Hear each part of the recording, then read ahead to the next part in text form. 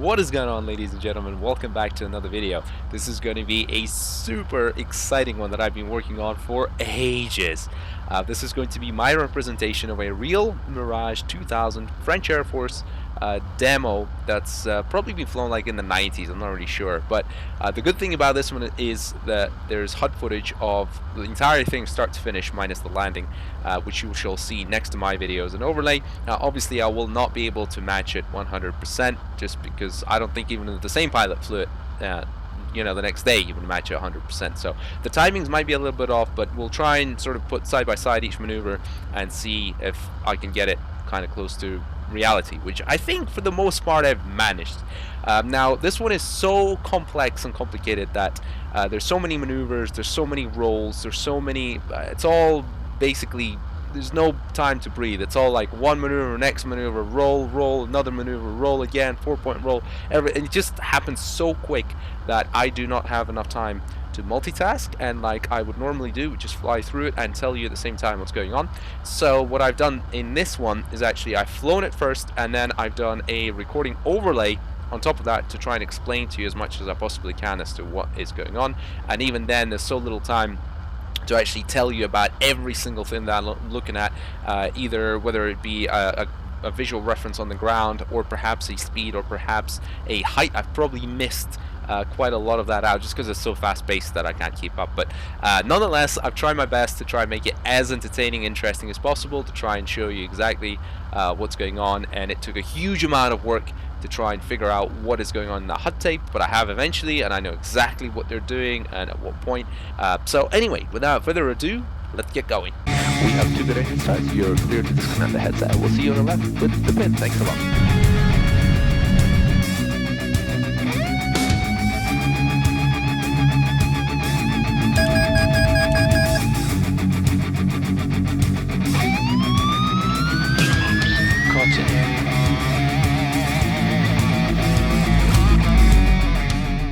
Alright, so here we are then, picking up speed, pulling back in the stick here very shortly, try and get it into a low transition.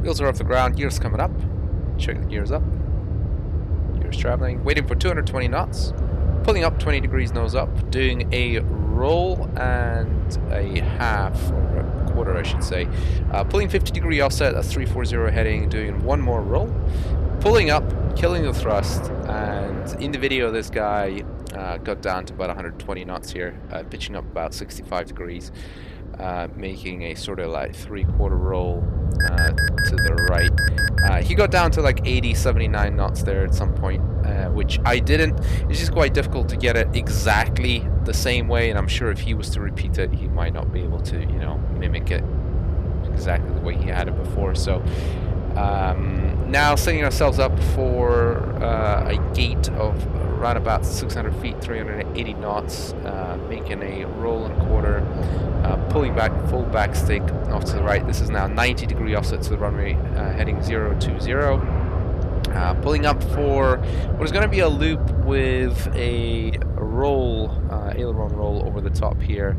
This is just to fix the geometry to get us a little bit closer to show center. When we go down into the vertical, do a quarter roll to the right, and then start pulling out, looking for about minimum 600 feet there, so that's good.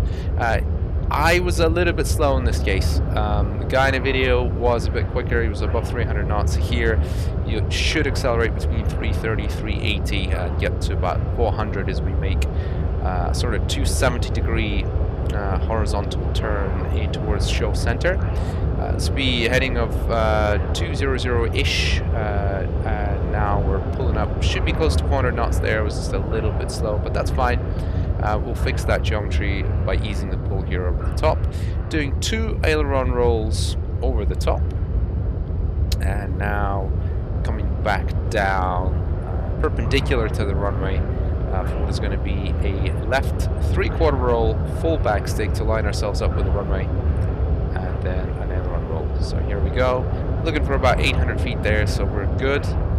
Roll out, and a quick right aileron roll, check, and now we're pulling back up. Now you can see the rear view mirror, and I knew this when I was flying, that I'm slightly offset one side. But the geometry is such here that I'll end up on the correct side of the runway, which, you know, is the opposite side of the crowd, which is here, basically where the taxiway is. Coming down, rolling out here at a slight offset. 060, it's about 50-degree offset. And we're doing a loaded sort of barrel roll over the top, and trying to look for about 060 heading. A little bit more than that, or a little bit less than that, I should say, just would help for the geometry for the next maneuver. Now pull back stick, 65 degrees nose up, rolling inverted at 2,000 feet and keeping it there. Now we're keeping it there until 3,000 feet, pulling back. And as we pull back now, we're slightly at an angle to the runway, but we'll fix that on the downline here, get ourselves perpendicular to the runway. This is the most challenging maneuver by far out of everything. This is the setup for the high alpha pass, which this guy has screwed up royally in his video and started swearing French swear words. Because this point he's pulling up, but he lets the aircraft sink to below 400 feet. I think you got about 380, 390 feet. We're still keeping up about 800 here for a while, but we are sinking. There is a sink right there, and that's not great. We were right on the speed, but we were the VSI wasn't very good there. But we're still keeping it above, well above the safe altitude there, so that's fine. Didn't go below 700. That's great. Accelerated to 170 knots, and then a roll with a pull off to 50-degree offset once again. It's 340 heading.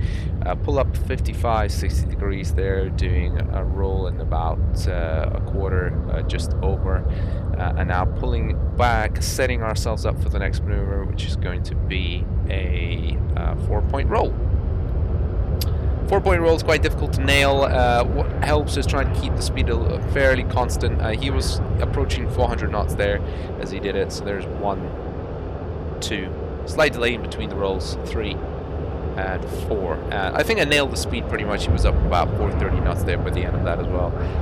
Now this part is a bit just kind of cuts out in the HUD tape, so I had to guesstimate exactly what he did, but this part is visible. He climbed to over 4,000 feet there. I think it was maybe a little bit higher than me. But now you're trying to pull and judge that speed and thrust to get 220 knots there. It was just a tiny bit too slow. Then you do full forward stick, push over to get lots of negative G in the airplane, and then again full back stick stack. Can't talk. Full back stick here, 1,000 feet.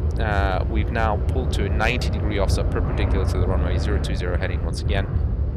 Pull up 55 degrees, 3/4 roll, pull back. Now we're setting ourselves up in towards show center. See all the aircraft parked there.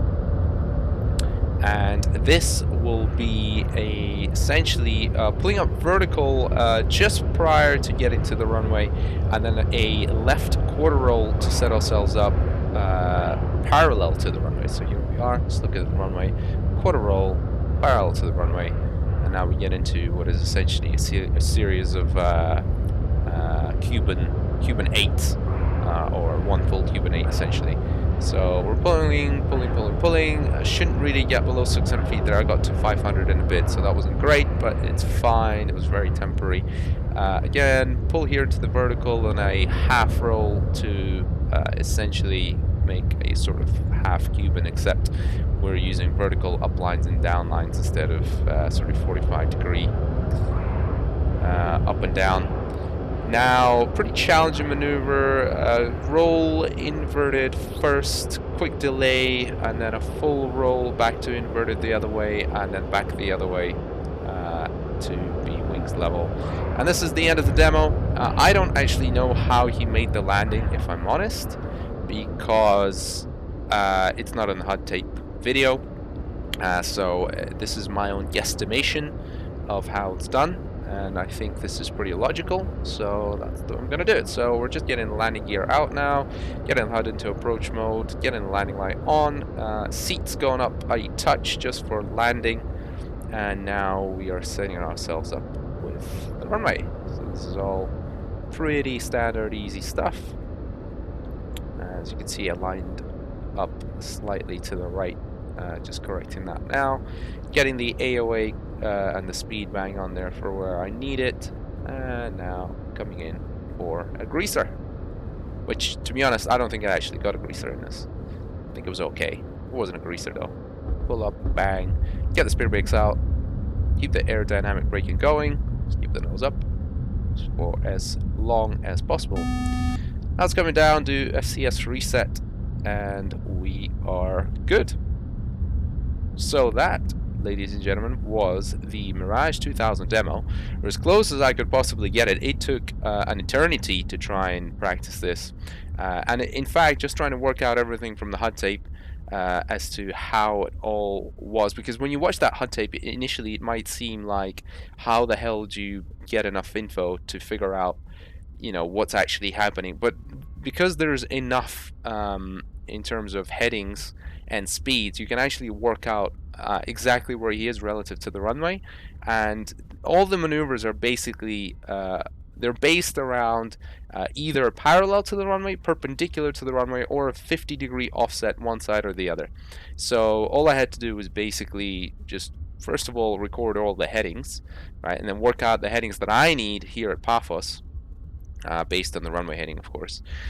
So I had the 50-degree offsets left and right, and the rest was all just figuring out the how to fly the maneuvers. And some of them are more complex than others. And as you can see, it's a very, very fast-paced demo. Everything happens super, super quick.